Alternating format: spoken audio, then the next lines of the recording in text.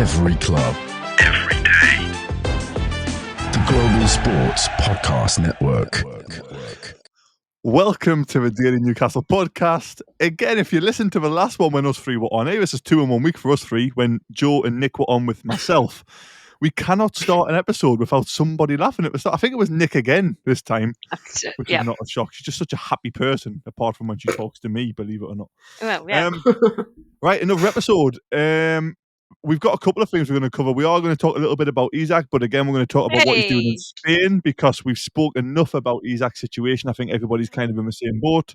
We're going to talk about the midfielder situation, and again, linked to Isaac, the domino effect, which all these strikers like Watkins and Sesko can have on Newcastle. So that's what we're going to talk about today. As you know, I'm joined by Nick and Joe, because when it's us three, we always laugh. But let's have a check-in, because last time us three were on together, I realised I'm way too positive to be a Newcastle fan. And we also realised that you guys maybe needed some therapy to get over the whole Isaac situation. So, Nick, I'm going to start with you. Are you okay? How you doing? Everything good in the world of Nick? Are you talking personally or... Both. Newcastle has an effect on our personal lives. Don't go there, girl. Big fans. Yeah. Personally, I'm fantastic. The highest level of sarcasm There's ever. people watching this now who Brilliant. will instantly just liken to Nick. It's like, yep, I feel that. I know what's happening. Yeah, I am surviving but not thriving. And Newcastle United are ruining my life. So football-wise, I'm not great. Right, okay. So both not great. So- Joe, are you a little bit better? I mean, No is the answer. That laugh is, I'll laugh or cry. I'm going to laugh. there we go. We'll do that. Right. Well, let's talk Newcastle, because let's be honest, right? How are you, Let's be Kev? honest.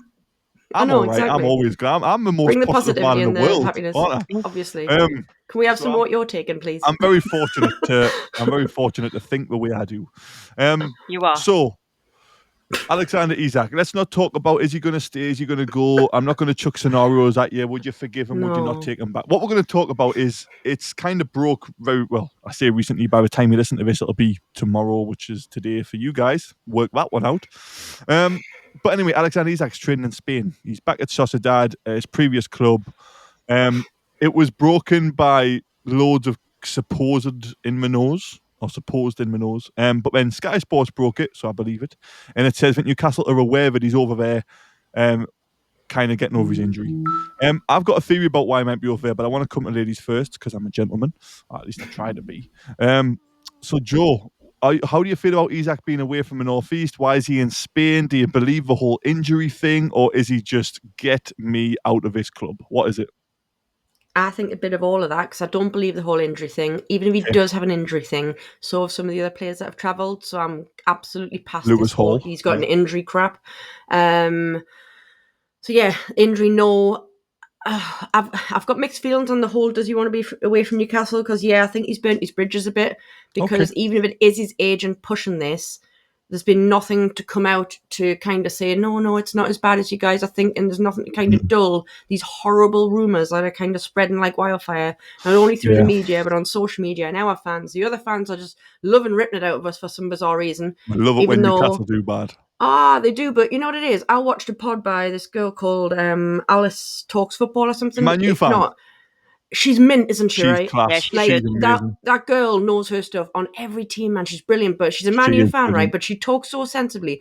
And I watched a great pod on this morning, and just she was going on about the Isak situation, and she was like, I don't want him to leave, and I don't want to go. I don't know why anyone. She went, I appreciate I shouldn't be liking such and such as a Man U fan.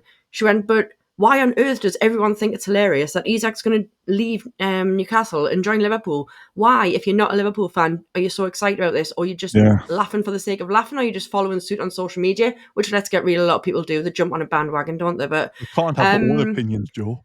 Well, of course they can't, because most people are like, Anyway, beating people down at this point. Everyone hates me now.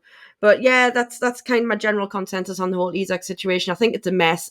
We need some sort of resolution soon, because I want us to move on, and I want us to try and secure a replacement for him. Yep. Nick, do you feel the same? Do you think it's a whole lot of bull with the injury stuff, and he's out there just because he wants to be away, yeah? Yeah, he's never been injured, and I don't really like the fact that we've been given that narrative. But what else are they supposed to do? They couldn't have come out and said he wants to leave. Hee hee. So yeah, I don't believe the injury thing. I also cannot get on board. I don't know what's happening with Kev. My dog's got in the podcast. Oh, he's trying to dull the anger. I know. I cannot. Yeah, if I show you a puppy, you'll feel a lot better about Isaac. True. Yeah, it is I true. cannot get on board with the fact that he hasn't travelled out with the team, like Joe said, because even if he did have an injury, hello, Lewis Hall's there. So yeah, not cool. And I think he's probably gone to wherever he is to get away from the absolute chaos that his agent or him have caused himself. Because let's be honest, he used to walk around. He walks around Newcastle, doesn't he? Walking his dogs, and it sounds really, really ridiculous. But he's probably thinking, well, I can't go and do that because I'm bound to get hounded. Get lynched. Well, I think that's one exactly city what club, I isn't think it? about So so he's probably thinking, I'd rather just go train somewhere in peace where people don't really support Newcastle. It's don't quite really sad, give a really, crap when what you I think do. about. Yeah, I agree with that 100%. I think he's probably asked if he can just go anywhere but the Northeast because of how emotional it's been. We talked on the previous pod when we were on together, kind of the emotional reaction from Newcastle fans. Some are just like, get gone, let him rot, all this stuff. And then others are just trying to play devil's advocate and say I explore my options at work every other day and all that stuff. So I do feel a little bit sorry for him. I know it's not a popular opinion and I know lots of people can say he can get stuffed, but the fact that he doesn't want to be anywhere near the region at the minute because of the rumours and whatever's happening is actually quite sad. In terms of injury, I think he might have a very slight knock, but I think it is just a kind of a club using that as a narrative to be like, you know what, he's injured, that's why he's not with us. But let's face it, he's one of our most marketable players. So if you're doing a tour in South Korea, you're going to want him there whether he's injured or not, aren't you? So 100%. I think it's a little bit sad that he wants to be away. I think his agent has a lot to answer for. I've looked at his other clients, and all of his other clients put together aren't worth what Isaac's worth. So I think his agent's a little bit out of his depth, and I think that whole statement came from him being out of his depth. When Romano broke it, he did say that it's still Newcastle's decision. That was very recently. That was like 10 o'clock this morning. Romano's post was, of course, Isaac would like to go to Liverpool. Most players would, which is actually probably true. But the decision is Newcastle's worth of a selling on. So I don't know how unhappy Isaac is, but I think it's gotten to a point where it's a little bit sad of he doesn't want to be in the region anymore.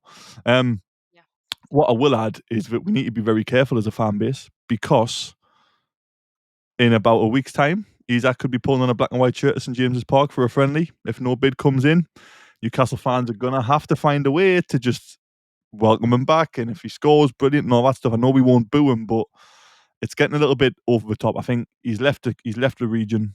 Let's give him space and time. If he leaves, he leaves. I don't mind if he leaves. I'm a bit gutted. As long as we get a replacement, I'm happy. So, replacement. Let's talk about replacement. This is like a domino, by the way. So, Sesko being linked with Newcastle, Man U or Newcastle. Man United. If Sesko goes to Man U, that means Man United won't want Watkins anymore. Villa want Lewis Openda. So if he goes there, that means they'll need to get rid of Watkins and won't be able to keep him, which means Watkins can't go to Man U, which means Watkins might end up at us at Newcastle. It's a domino effect. I have no idea. I mean, the Sesko situation, other than pretend in the nose, saying that he might prefer Man U. I know Keith Downey said it last night where he's kind of had similar conversations where they think Sesko might be edging towards Man U. Why? That's a question I'm asking. Why on earth? No Champions League. No, you're right. I'm good. Keep going, Nick. It's like there's no Champions League football. They finished fifth bottom. 17th. Lost the Europa League final. It's embarrassing. They're in not debt. In the Champions League. Exactly. In a whole load of debt. I have zero idea at this moment in time. I know it's Man U. Don't get me wrong. I'm not this typical Newcastle fan who has a hatred for Man U. I really like them because of Beckham when I was growing up. That was my era. I'm that typical fan. U. As a project and as Champions League football and European football and where we're going, coming in to replace Isaac and all this stuff, surely that's a more attractive offer, unless it is just money. But again, before I come to you guys, I'll put a positive spin on if Sesko does choose Man U. If he does choose Man U, we don't want him. We only want players who want to be here. I like that other clubs are coming in for players we want because we're actually seeing what they're really made of. We were lucky with Bruno, where he might have chose us anyway, he might not have, but now he's in, he's fully committed, same as Joe Linton, all that stuff. But Isaac's not like that. We know now if somebody else came in for Isaac at the time we came in for him, he would have went elsewhere. Just like Pedro and Delap and all the others we've listed. Fact. So I think that's a positive with Sesko. Anyway, Sesko, take our Newcastle hats off. Man U or Newcastle, what we're feeling. Let's make a statement which will either age like milk or it'll age brilliantly well.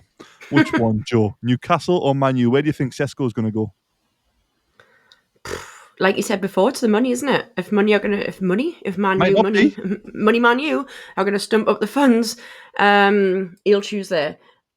Look, there's a lot of players out there like that. We've literally just talked about a couple there. Isak's like that, Bruno's not, whatever. I'm not saying Bruno wouldn't leave. By the way, if Bruno wasn't offered like 10 times the amount to go somewhere else, I am not that deluded.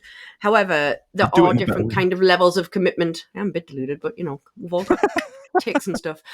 So, we're learning lots about Joe in this episode. Learning lots about Joe because Joe's got issues blatantly. No, seriously, I'm trying to kind of be sensible here.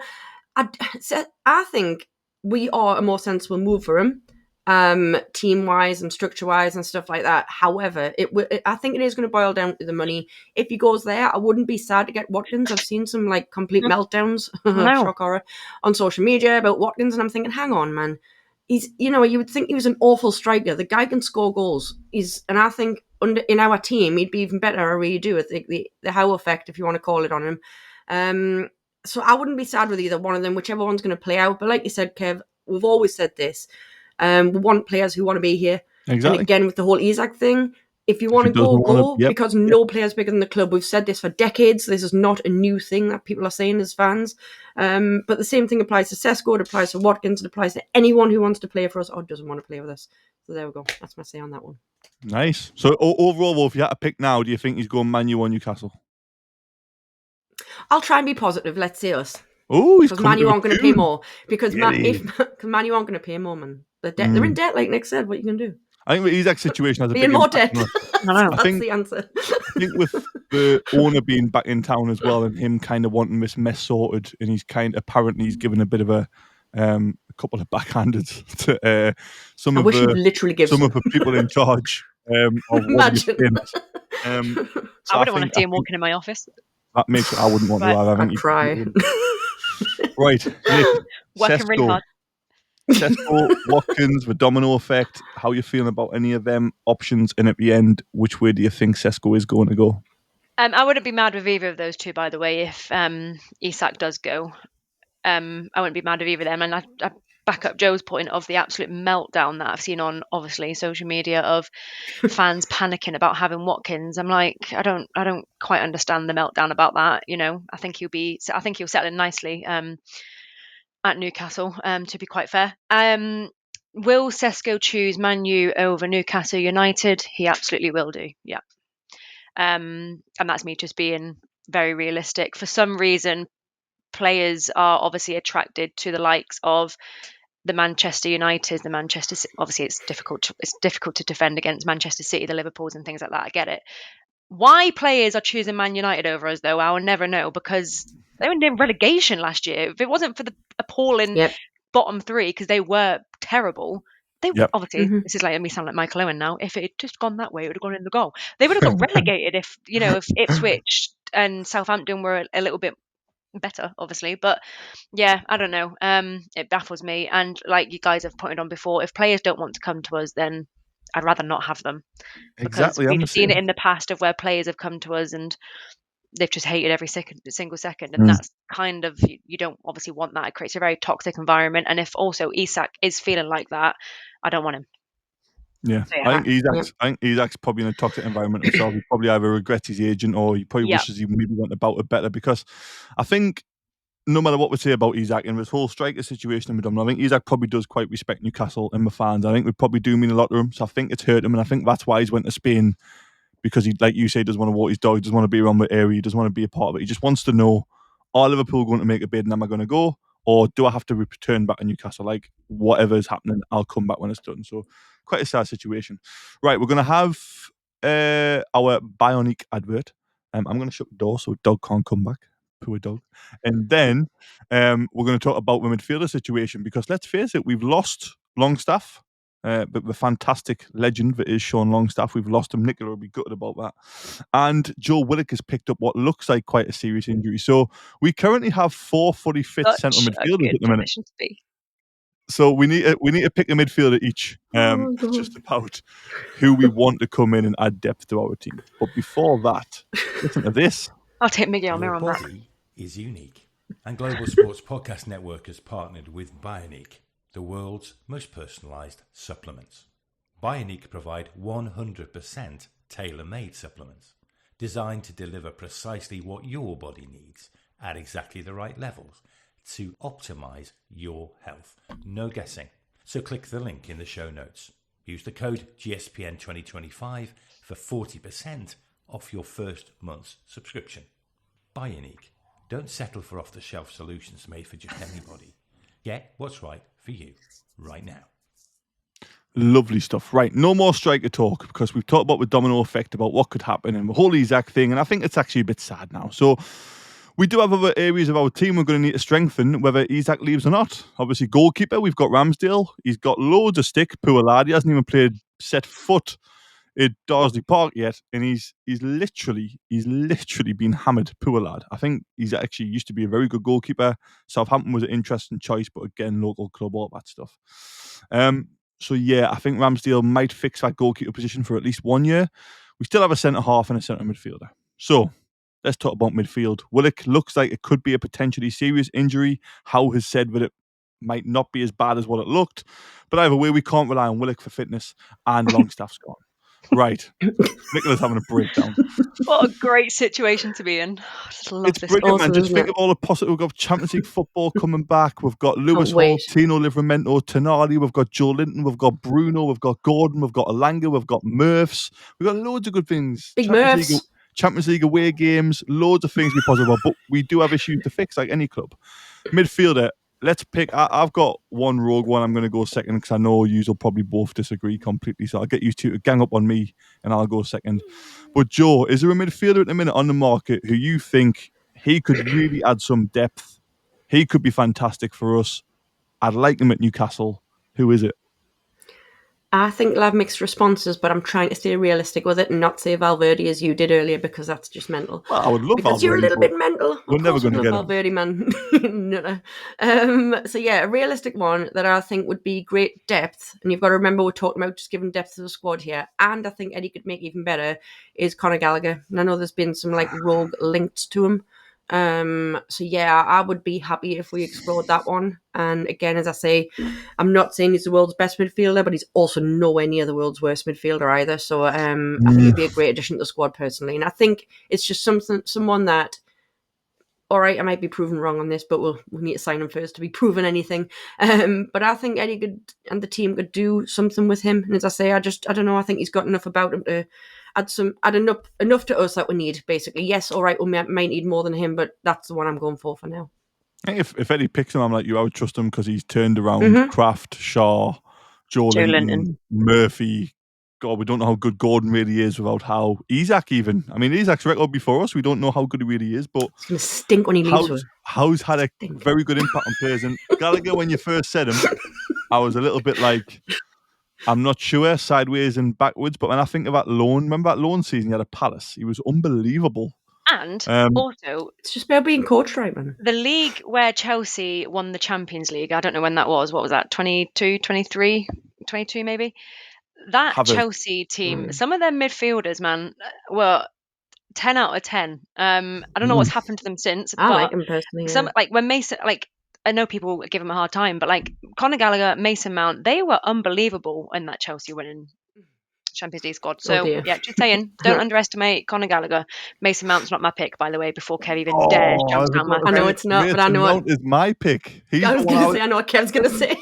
Imagine Mount. Yeah, imagine Mount and Eddie Howe. Imagine how good he would be. Right, sorry, I've really misheard the way you said that. Oh, you got to keep him fit. Mount is my pick. Mason Mount would be amazing under Eddie Howe. He's 26 years old. 26 years old. He's had a nightmare at Man U. He was amazing at Chelsea, like you just said. You were bang on. He was fantastic at Chelsea. Chelsea fans were gutted about losing him. Cried. Again, 100% profitable selling academy players. We did cry. Me when Bruno goes.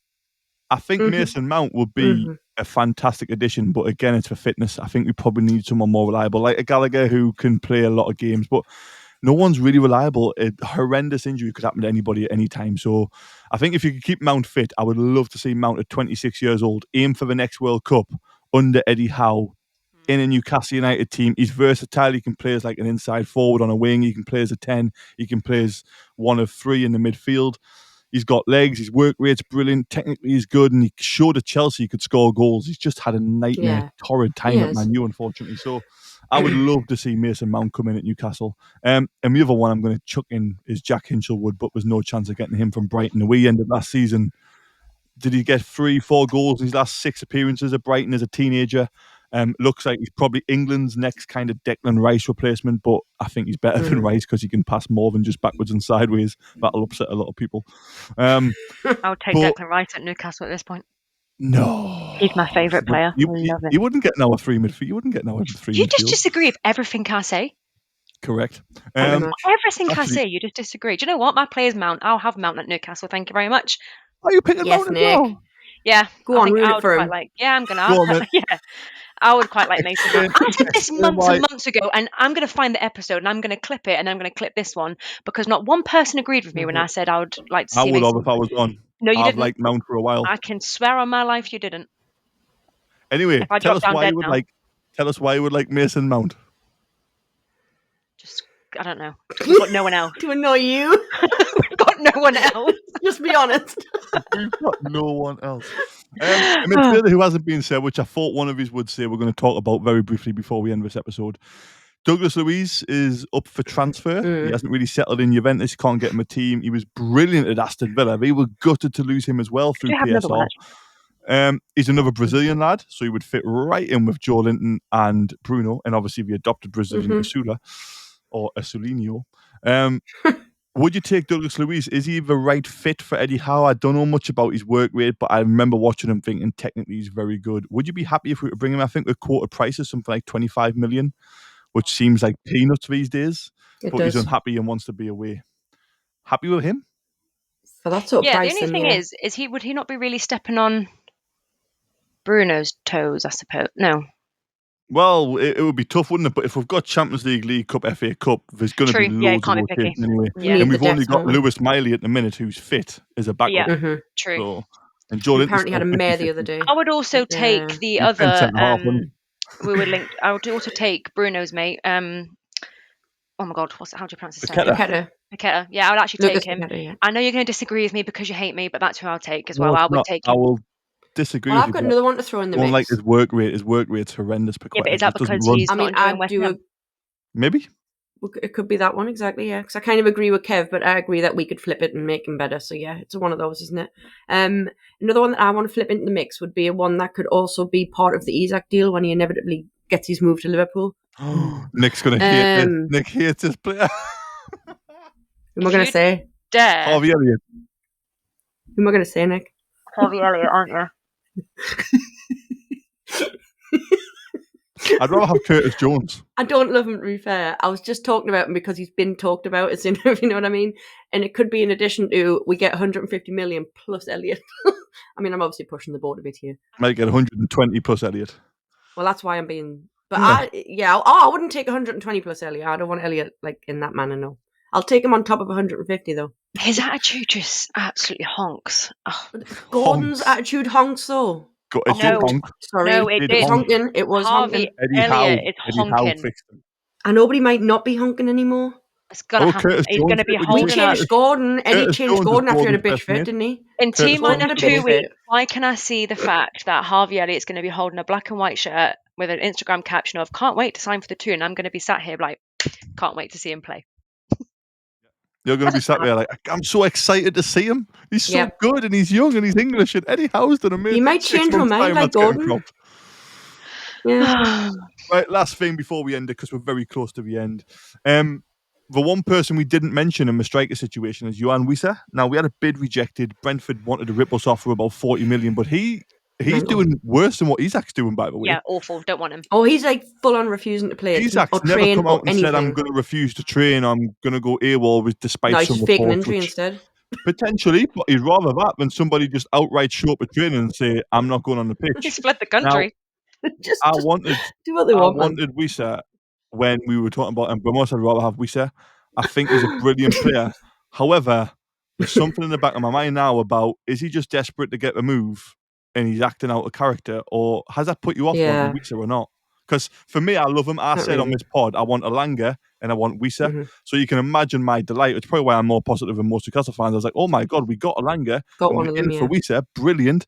But then I don't know if this puts me off him a little bit. I'm a bit undecided yet. So, not that you're happy with how he's going on, but is it a red flag happy, or do we stay away? I'd be a hypocrite. I'd still take him. Yeah, I'd still take him, but I would be a hypocrite if I sat here and said, I've got no problem with the way he's acting because I'm annoyed with the way Isak's acting. And if anything, he's acting a lot worse than what Isak is. Do you know what I mean? Yeah. I don't, this is the problem I kind of have with football sometimes. And it's where, I guess not my passion because I still love it, but I don't know where these players start to think they are bigger than their club or they're bigger than anyone. You know, it's a bit of ego going on here, and it's just like, bring it down a notch, treat your club with respect and you'll get treated with respect. Do you know what I mean? These people are just burning their bridges with the fans, the club, the staff behind the club, everything that goes into it. They are burning their bridges, whether it's intentional or not, I don't know, but I would be a hypocrite because I've just sat there and said that I wouldn't want Harvey Elliott because his attitude stinks. So do I really, really want someone like Wissa coming in if he's refusing to play for his club? Probably not. There's a meaner way to go about it. Yeah, I mean, has there been like major issues until now with it? And I absolutely agree, by the way, it's absolutely wrong. And I'd be furious if he was doing that to us. But Kev just put a little bit in there which makes us think, is he just doing it because he's wanting to push the move? But you know what it is, Nick? You're bang on. I've went on for years about what you've just said, about how players are now well above their station. But you know what it is? We, not us physically, like the football and FA, UEFA, whatever, the money, if I'm honest, has put these players on such a pedestal that it's never going to get better. It's only going to get worse. And yes, they do think they're bigger than the club. But the thing is, they're kind of being allowed to be bigger than the club. They're allowed to contradict their contracts. They're allowed to go on strike. They're allowed to just go off and train wherever they want. They're allowed to do this, do that. However, it was flipped on the other way around. The club can't do to them without being absolutely slated for it. I mean, what they're doing at the club, they do have the power and they know they've got the power. And guess what? As a human being, if you're given the power, most will abuse it. It's as simple as that. It's not just in the footballing world. I would. This is just in the world, isn't it? So that's where there we go. You see, straight off. But it's true, isn't it? It's human nature. If you're given the power. Yeah. But if someone says to you, you can do what the hell you want, you'd be like, mint, I'll do what the hell I want then. Most people would. There's footballers who are now buying clubs for worth more than what clubs are worth. It's like Modric has got a stake in Swansea, Pogba's got a stake in a club, Fabregas has got a stake in Como or something, he's a manager as well. Henry's got a stake in a club. There's so many current players and ex-players now who are richer than actual clubs. So we're getting to a point where it's becoming a little bit of a power struggle. It's awful. I think after listening to you guys, I think Wissa I would still love because he's a fantastic player, but it is a bit of I don't think Howell like what he's doing. I think his agent, again, if his agent knows Eddie Howe and knows that he goes on personality, which is, again, it could be a blessing in disguise missing out on players like Pedro and all these, because there could be a nightmare in 6 months of Chelsea refusing to leave and running down the contract. But like I say, for me, it's a bit of a red flag, and I'm a bit like, oh, please don't do that. Just do it gracefully and come to us and thank Brentford for everything they've done. A little bit like what I want Isak to do when he goes to Liverpool, if he goes to Liverpool. Who knows? He's going. Anyway, lots of discussion. Mason Mount and Newcastle, maybe. Let us know in the comments. Conor Gallagher's been linked. Let us know in the comments. And Nick picked... Who did Nick pick? Did Nick not pick one? Who still not picking a midfielder? I said, look at Mason. Yeah. You don't listen to me. Not really. I just switch off when you talk, Nick. Do you know that seal? That seal just goes round and round.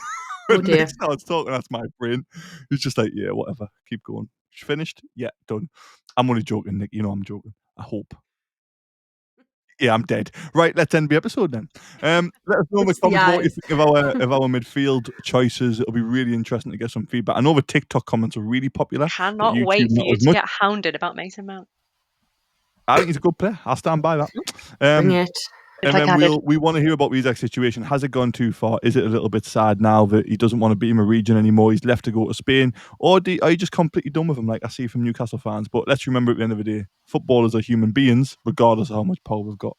So let's just be kind to each other. Anyway, listen again tomorrow. Here in Newcastle, Joe's like, no, let's not be kind. Look at that. Look at that. Me. I'm kind of. You know what, Kev? You've just really hit a nerve with me there. It's not you personally, by the way. It's the whole. It's the whole be kind movement. I hate this crap because all you see all over Facebook, be kind, and guess what? It's the most artiest of people who say be kind because they don't even be kind. No, but I love you, man. Stop it. It wasn't against you. It was kind. be kind crap. You actually naturally are, so shut up, don't say it. Because people who generally say it aren't kind. Don't be kind. Be exactly who you are. Don't be kind. Be a Kev. Be Kev. Be Kev. Kev. Oh, I like Be that. That's how we're yourself. ending it. That's how we're ending it. Don't be Joe. Don't be Nick. Be Kev. Tune in tomorrow. Every club. Every day. The Global Sports Podcast Network.